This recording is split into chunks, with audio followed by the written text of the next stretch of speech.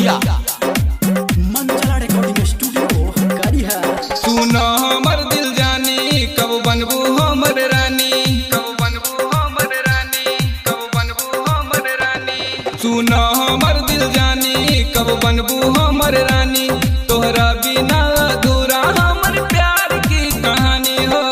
किस्मत से हमरा सुतर गईलू, दिल में हमरे उतार गईलू हो। इतने दिनों में तू हार गईलू, आके तू दिल में बस गईलू। आके तू दिल में बस गईलू, बस गईलू।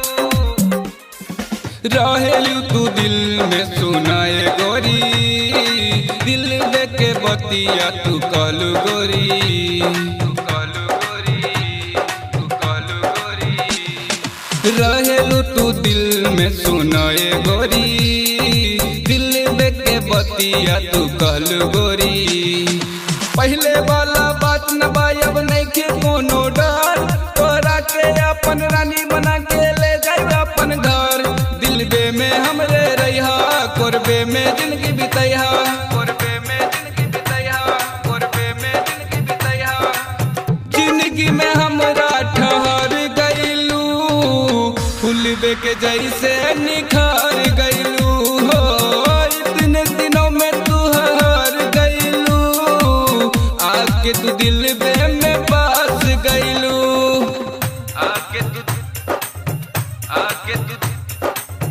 आके तू दिल में बस गईलू, बस गईलू। जिंदगी बिताइब तोहरे संगे रानी, दिल में बसल रही हमरे रानी, हमरे रानी, हमरे रानी। जिंदगी बिताइब तोहरे संगे रानी, दिल में बसल रही हमरे रानी। के शादी सुना रानी हमरे संगे रही, आके हमरा दिल में तू खुशी के दीप जलैहा। कब लेके आइब बाजा हमरा के ही समझा जा, हमरा के ही समझा जा, हमरा के ही समझा जा। जिंदगी में हमरा ठहर गईलू, फूलबे के जैसे निखर गईलू हो।